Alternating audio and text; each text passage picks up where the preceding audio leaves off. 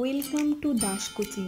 এখানে শিক্ষামূলক ও তথ্য নির্ভর ভিডিও দেখতে এক্ষুনি আমাদের চ্যানেলকে সাবস্ক্রাইব করে নোটিফিকেশন অন করতে পাশের বেল আইকনটি প্রেস করে দিন আর পেয়ে যান আমাদের আপলোড ভিডিওগুলির দ্রুত নোটিফিকেশন।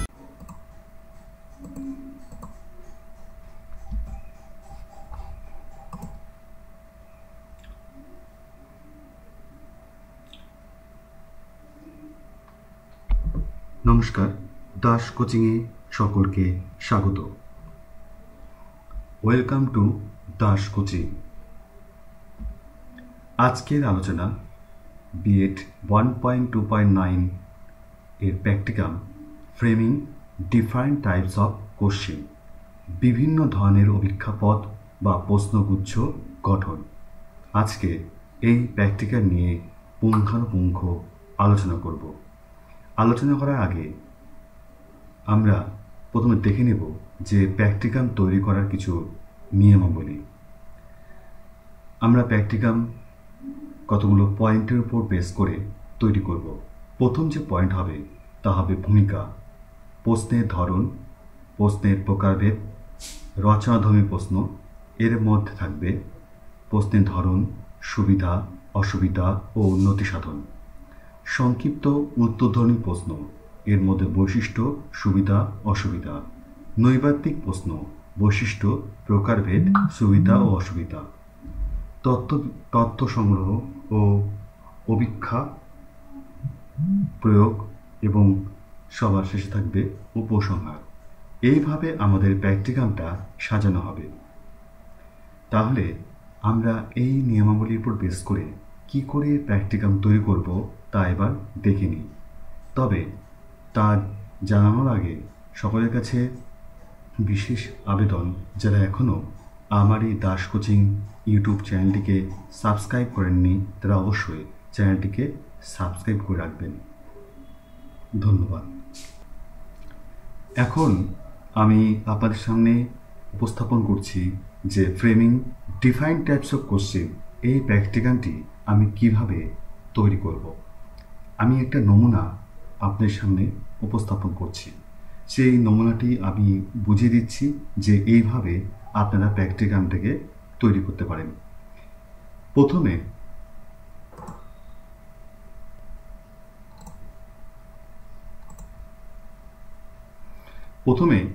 আমরা যেটা করব যে এর একটা ভূমিকা আমরা এখানে লিখব। এই ভূমিকার মধ্যে আমাদের মেন বিষয়টাকে লিখতে হবে। যেমন এখানে আমি লিখেছি যে মূল্যায়ন কাকে বলে। কারণ আমাদের যেহেতু প্র্যাকটিকামটা বিভিন্ন ধরনের প্রশ্ন তৈরি করা নিয়ে, তো সেক্ষেত্রে প্রশ্ন মানে কি একটা মূল্যায়ন। কার মূল্যায়ন? শিক্ষার্থীর মূল্যায়ন। তো এই মূল্যায়ন কি সে সম্পর্কে এখানে বলা আছে। আপনারাও যখন প্র্যাকটিকাম তৈরি করবেন মূল্যায়ন সম্পর্কে এখানে দু চার কথা লিখবেন। তার পরের প্যারাতে আমি লিখেছি যে মূল্যায়নের মধ্যে যে মূল যে বিষয়, যে অভিক্ষা বা টেস্ট, সেই অভিক্ষা বা টেস্ট জিনিসটা কি বা অভিক্ষা কাকে বলে সেটাও আপনারা লিখতে পারেন। আমি যেটা লিখেছি এটাই যে আপনি লিখতে হবে তার কোনো বাধ্যবাধকতা নেই। এটা একটি উদাহরণ হিসাবে আমি উপস্থাপন করছি মাত্র। এরপরে আসছে প্রশ্নের ধরন। প্রশ্নের ধরন, প্রশ্ন কি? এখানে প্রশ্ন সাধারণত দুই রকম, একটা বাচনিক বা ভার্বাল, লিখিত বা রিটেন। এই দুই রকম প্রশ্ন হয়। বাচনিক অর্থাৎ যেটা মৌখিক পরীক্ষা দিই, আর লিখিত যেটা লিখে পরীক্ষা দেয়, সে সম্পর্কে এখানে বলা আছে। এবং এটাও বলা আছে যে সবসময় প্রশ্ন যে কোশ্চিন চিহ্ন বা জিজ্ঞাসা চিহ্ন হবে তার কোনো বাধ্যবাধকতা নেই। যেমন তোমার নাম কি, তোমার নাম বলো, দুটো প্রশ্নের উত্তর কিন্তু একই, প্রশ্নের দিক থেকে দুটোই কিন্তু একই রকম, কিন্তু এখানে একটার প্রশ্ন চিহ্ন আছে এবং একটার মধ্যে প্রশ্ন চিহ্ন নেই, সে সম্পর্কে কিন্তু অভিক্ষা বলা আছে। এরপরে আসছি প্রশ্নের প্রকারভেদ। এই যে বিভাগটার মধ্যে আছে তিনটি প্রশ্ন, একটা রচনাধর্মী প্রশ্ন, সংক্ষিপ্ত উত্তরধর্মী প্রশ্ন, নৈবাত্তিক প্রশ্ন। এই তিন রকম প্রশ্ন আছে এবং তিন রকম প্রশ্ন সম্পর্কে এবার আমাদের বিস্তারিত লিখতে হবে। প্রথমে লিখব আপনারা যেভাবে চাইবেন। যদি মনে করেন যে আমি সাজিয়ে লিখব, নৈর্ব্যক্তিক প্রশ্ন অর্থাৎ সংক্ষিপ্ত, যার মান 1 নম্বর, এবং সংক্ষিপ্ত উত্তরধর্মী প্রশ্ন যার মান 2 নম্বর থেকে 5 নম্বরের মধ্যে, আর রচনাধর্মী প্রশ্ন সাধারণত 5 থেকে 10-এর মধ্যে। তবে এখন বর্তমানে বিভিন্ন সাবজেক্ট ওয়াইজ প্রশ্নের ধরনটা চেঞ্জ হয়। যেমন ভূগোল, ইতিহাসের ক্ষেত্রে, ভৌত বিজ্ঞানের ক্ষেত্রে এখানে বড় প্রশ্ন বলতে 3, 4। যাই হোক, এবার লিখব রচনাধর্মী প্রশ্ন কাকে বলে, তার বৈশিষ্ট্য, তার প্রধান বৈশিষ্ট্য। এখানে 6টি বৈশিষ্ট্য আছে, সেই বৈশিষ্ট্য লিখব। আপনার টেক্সট বই ফলো করবেন, সেখান থেকে বৈশিষ্ট্যগুলো লিখবেন। এছাড়া আছে রচনাধর্মী প্রশ্নের ধরন। 2 রকম প্রশ্ন হয়, একটা হচ্ছে বিস্তৃত উত্তরধর্মী প্রশ্ন, এক্সটেন্ডেড অ্যান্সার টাইপ, এবং দ্বিতীয়ত নিয়ন্ত্রিত উত্তরধর্মী প্রশ্ন বা রেস্ট্রিক্টেড অ্যান্সার টাইপ। এর উদাহরণ দেওয়া আছে, সিপাহীবিদদের কারণগুলো উল্লেখ করো। এখানে কারণ উল্লেখ করতে বলা হয়েছে, সমস্ত কারণগুলো উল্লেখ করতে বলা হয়েছে। কিন্তু নিয়ন্ত্রিত উত্তরধর্মী প্রশ্নের এখানে উল্লেখ করা হয়ে থাকে যে যোগাযোগ প্রক্রিয়ার যে কোনো 2টি উপাদান উল্লেখ করো। এখানে 2টি উপাদানের কথা বলা হয়েছে। আমি 2টোর জায়গায় যদি 3টে বা 4টে লিখি, সেক্ষেত্রে কিন্তু নম্বর বেশি পাবো না, কম পেতে পারি। বা এখানে একটা উদাহরণ দেওয়া হয়েছে, পর্যবেক্ষণ কাকে বলে। পর্যবেক্ষণ কাকে বলে সেটাই লিখতে হবে। এরপর আছে রচনাধর্মী অভিক্ষার সুবিধাগুলো। এখানে 7টা সুবিধা দেওয়া আছে। আপনারা টেক্সট বই ব্যবহার করবেন, সেখান থেকে আরও কিছু সুবিধা লিখতে পারেন। এরপরে আছে রচনাধর্মী প্রশ্নের অসুবিধা। আমি 6টি অসুবিধার কথা লিখেছি। আর সমস্ত ডেমোটা ইউটিউবের ডেসক্রিপশন বক্সে লিঙ্ক দেওয়া থাকবে, সেখান থেকে আপনারা সহজে এই টোটাল পিডিএফটা ডাউনলোড করতে পারবেন। অসুবিধা। এরপর আসছি রচনাধর্মী পরীক্ষার উন্নতি সাধন, ইমপ্রুভমেন্ট। কি করে আমি এই রচনাধর্মী পরীক্ষার অভিক্ষাটাকে যে উন্নতি করব, ত্রুটিগুলো দূর করে উন্নতি করব, সে সম্পর্কে 5টা সাজেশন দেওয়া আছে। এরপরে পরের পয়েন্টে আসছে সংক্ষিপ্ত উত্তরধর্মী প্রশ্ন, শর্ট অ্যান্সার টাইপ কোশ্চেন। এখানে কাকে বলে সংক্ষিপ্ত উত্তরধর্মী প্রশ্ন, তারপরে সংক্ষিপ্ত উত্তরধর্মী প্রশ্নের বৈশিষ্ট্য দেওয়া আছে। এরপরে সংক্ষিপ্ত উত্তরধর্মী প্রশ্নের অভিক্ষার সুবিধাগুলো এখানে 3টে সুবিধা দেওয়া আছে। আপনারা চাইলে আরও 4টে, 5টে, 10টাও লিখতে পারেন। সংক্ষিপ্ত উত্তরধর্মী প্রশ্নের অসুবিধা, এখানে 5টা অসুবিধার কথা উল্লেখ করা আছে। এরপরে আছে নৈর্ব্যক্তিক প্রশ্ন বা অবজেক্টিভ টাইপ কোশ্চেন। প্রথমে লিখতে হবে যে অবজেক্টিভ টাইপ প্রশ্ন কাকে বলে, আমরা প্রথমে লিখব। এরপরে আছে নৈর্ব্যক্তিক বা অবজেক্টিভ টাইপ প্রশ্নের বৈশিষ্ট্য কী, 3টে বৈশিষ্ট্য উল্লেখ করেছি এখানে। নৈর্ব্যক্তিক প্রশ্নের প্রকারভেদ। নৈর্ব্যক্তিক প্রশ্ন সাধারণত 8 প্রকারে হয়।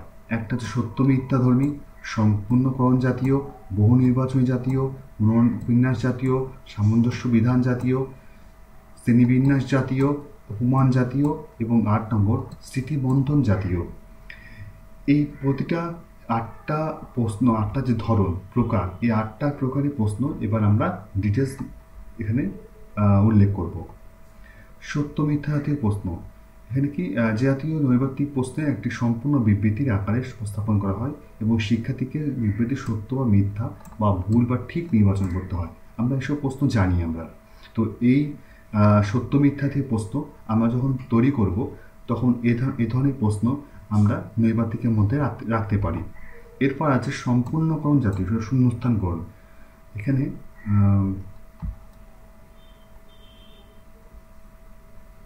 দুটো প্রশ্ন আছে। একটা তরল ধাতু হলো ড্যাশ, আর উষ্ণতা পরিমাপ করা হয় ড্যাশ যন্ত্রের সাহায্যে।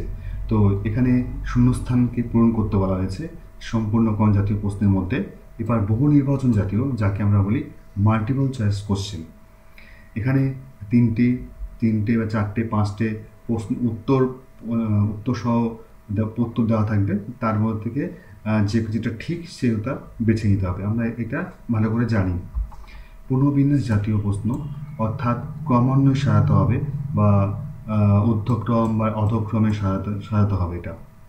সামঞ্জস্য বিধান জাতীয় প্রশ্ন, কাকে বলে এখানে দেওয়া আছে, এবং উদাহরণ যে দুটো স্তম্ভ থাকবে, এ স্তম্ভ আর বি স্তম্ভ, এ স্তম্ভ এবং বি স্তম্ভের মধ্যে মেলবন্ধনটা আমাদের করতে হবে। এই ধরনের প্রশ্ন কিন্তু এখনকার টেক্সট বই থাকে। এবং 6 নম্বর শ্রেণীবিন্যাস জাতীয় প্রশ্ন। এখানে শ্রেণীবিন্যাস অর্থাৎ অসম শ্রেণীভুক্ত পদ, অর্থাৎ এর মধ্যে বাবর, আকবর, ঔরঙ্গজেব, শেষ এর মধ্যে কোনটা মিলছে না, যেটা মিলবে না সেটাকে নিজে আন্ডারলাইন করতে হবে কিংবা গোল করে দিতে হবে। উপমান জাতীয় প্রশ্ন। উপমান জাতীয় প্রশ্ন অর্থাৎ এখানে যে এই জাতীয় প্রশ্নের প্রথম দুটি শব্দের মধ্যে একটি বিশেষ সম্পর্ক আছে, এই সম্পর্কের ভিত্তিতে তৃতীয় পর্যায়ের উপস্থিতিতে চতুর্থ পদটি পূরণ করতে হবে, অর্থাৎ আর্সেনিক ধাতুকল্প। তাই নাইট্রোজেন কি, এখানে উল্লেখ আছে নাইট্রোজেন কি, নাইট্রোজেনের সঙ্গে কোনটা মিলছে সে ধরনের একটা উত্তর লিখতে হবে। 8 নম্বর সম্পূর্ণ স্মৃতি সম্পূর্ণ জাতীয় প্রশ্ন। এটি হচ্ছে সম্পূর্ণভাবে এক কথায় উত্তর, যেমন বায়ুর চাপ মাপার যন্ত্রের নাম কি, ব্যারোমিটার, এটা এক কথায় উত্তর। এবার নৈর্ব্যক্তিক প্রশ্নের সুবিধা, একটা মূল্যায়ন সময় কম সাপেক্ষ, সংশোধনমূলক শিখনের সহায়ক, মুখস্থ বিদ্যার পরিপন্থী, নির্ভরযোগ্য, আদর্শায়িত করা সম্ভব। অসুবিধাগুলো কি আছে, পয়েন্ট করে রেখেছি, আপনারা চাইলে পয়েন্ট না করেও আগেকার মতন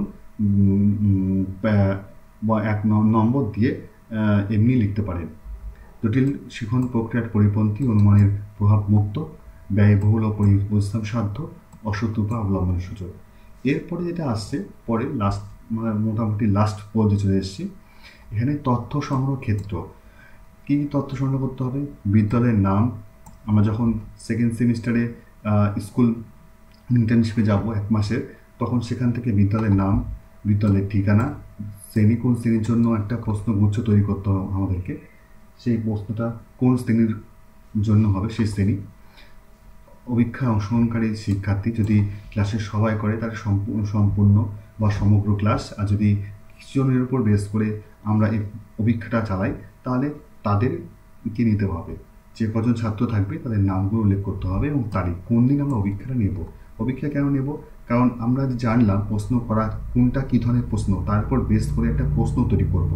সেই প্রশ্নটা আমরা ক্লাস যখন আমরা 1 মাসের এটা স্কুল ইন্টার্নশিপ থাকবে, সেই স্কুল ইন্টার্নশিপে সেই প্রশ্নপত্রটা শিক্ষার্থীকে দিয়ে একটা পরীক্ষা নিতে পারি। নিতে হবে এমন কোনো বাধ্যবাধকতা নেই, তবে নিতে পারি। নমুনা অভিক্ষার প্রশ্ন, একটা প্রশ্ন দেখাচ্ছি এখানে, ভূগোল, আপনাদের যে মেথড সাবজেক্ট সেই মেথড সাবজেক্টটা হবে, শ্রেণী যে শ্রেণীতে আপনারা নিতে চান সেই শ্রেণী, একক যে এককের বেস করে হয় সেই একক, সময় মোটামুটি 40 মিনিট রাখা হয়েছে, আপনারা যতখানি যেরকম প্রশ্নের মান থাকবে তার উপর বেস করে সময়টা নির্ধারিত হবে। এখানে নির্ধারণ করা হয়েছে 25 নম্বর। এখানে যে প্রশ্ন আছে, একটা নৈর্ব্যক্তিক প্রশ্ন আছে, উল্লেখ করে দেওয়া আছে, এখানে উল্লেখ করতে হবে এমন কোনো বাধ্যবাধকতা নেই, শুধু 1 নম্বর দিয়ে শূন্যস্থান পূরণ করো বা এই প্রশ্নগুলির উত্তর দাও, ঠিক আছে। এখানে 4টা প্রশ্ন রাখা আছে, এখানে এটা হচ্ছে নম্বর, এটা নম্বর, আর এটা হচ্ছে প্রশ্নের সংখ্যা। 4টা প্রশ্ন 1 নম্বর, 4×4। যদি এখানে 5টা প্রশ্ন থাকতো, যদি 4টা থাকতো, তার মানে ধরতে হবে এই 5টার মধ্যে যে কোনো 4টি করতে বলা হয়েছে। অতি সংক্ষিপ্ত প্রশ্ন। অতি সংক্ষিপ্ত প্রশ্ন কি, 1 নম্বর প্রশ্নের মান 1। অতি সংক্ষিপ্ত প্রশ্ন যেটা আমরা স্মৃতি মন্থন জাতীয় প্রশ্ন, যে এক কথায় উত্তর, সেটা এখানে বলা হয়েছে, এটাকে 2 ভাগে ভাগ করেছে। এখানে অসুবিধা নেই, আপনারা যদি মনে করেন নৈর্ব্যক্তিক প্রশ্নের মধ্যে রাখবেন সেখানেও রাখতে পারেন। আর করতে হয় 5টা, তাহলে 5টা প্রশ্ন সংখ্যা 5, 5×5। ঠিক সংক্ষিপ্ত প্রশ্ন এখানে রাখা হয়েছে 2 নম্বর, এবং করতে বলা হয়েছে 5টা, 5টা করতে বলা হয়েছে, তাহলে 5 × 10। রচনাধর্মী প্রশ্ন, এখানে 2টো প্রশ্ন করতে বলা হয়েছে, 3 প্রশ্ন, একটা প্রশ্নের মান দিন এবং প্রশ্ন সংখ্যা হচ্ছে 2, 3 × 6। এখানে বলার আছে যে বিশেষ করে 3 নম্বর কেন হলো রচনাধর্মী প্রশ্ন, তো আমরা জানি যে বড় প্রশ্ন, বড় নম্বর হবে, যেহেতু ভূগোল, আমি আগেই বললাম ভূগোল, ভৌতবিজ্ঞান বা এইসব ধরনের সাবজেক্টের বড় প্রশ্ন বলতে 3-4-এর উপর বেশি হয় না। যদি আমরা বাংলা বা ইংরাজি সেখানে যাই, সেখানে দেখবো রচনা লেখো বা গল্প লেখো বা চিঠি লেখো, হ্যাঁ, ইংলিশের ক্ষেত্রে একটা প্যারাগ্রাফ লেখো, স্টোরি লেখো, সেক্ষেত্রে নম্বরটা কিন্তু বেশি থাকে। বা ইতিহাসের ক্ষেত্রেও কিন্তু অনেক বড় বড় প্রশ্ন উত্তর হয়। তো যেরকম সাবজেক্ট বা যেরকম বিষয় থাকবে তার উপর বেস করে আমাদের প্রশ্নটা তৈরি করতে হবে। এবং সবার শেষে থাকবে উপসংহার। উপসংহারের মধ্যে যে আমরা এই যে প্র্যাকটিক্যালটা করলাম, এই প্র্যাকটিক্যালটা করার কেন করলাম, প্র্যাকটিকাম করার ফলে আমরা কি শিখলাম এবং সেটা কী করে অ্যাপ্লাই করলাম, এটা উপসংহার লিখতে হবে। এবং শেষে রেফারেন্স দিতে হবে যে আমরা প্র্যাকটিক্যাল করার জন্য কোন কোন টেক্সট বুক ইউজ করেছি। টেক্সট বুক ইউজ করেছি আমি যেহেতু এখানে আমি দুটো টেক্সট বুক দিয়েছি, যে একটা হচ্ছে আইলি এবং একটা হচ্ছে রিতা, মানে B.Ed এর যে টেক্সট বুক। এবং যদি আমি যেহেতু প্রশ্ন যখন আমরা তৈরি করবো, যেহেতু ডেমো এটা, যখন সত্যিকারের প্রশ্ন তৈরি করব তখন যে শ্রেণীর টেক্সট বুক ব্যবহার হবে সেই শ্রেণীর টেক্সট বুকের নাম এটা মেনশন করতে হবে। ঠিক আছে? তো আজকের আমার বিষয়বস্তু এটাই, যে কি করে আমরা প্র্যাকটিকামটা তৈরি করব, তার সেই প্র্যাকটিকামটা আমি একটা ডেমো আপনাদের সামনে উপস্থাপন করলাম। এই প্র্যাকটিকামটা আপনারা নিজে চাইলে করতে পারেন। ঠিক আছে? তো আরেকটা বিষয় হচ্ছে, প্র্যাকটিকামটা করার সময় মাথায় রাখবেন যাতে পুঙ্খানুপুঙ্খভাবে বিষয়গুলোকে এখানে সাজানো যায়।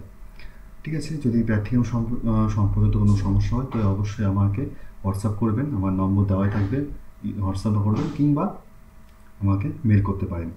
যাই হোক, সকলকে অনেক অনেক ধন্যবাদ। ভালো থাকবেন, সুস্থ থাকবেন।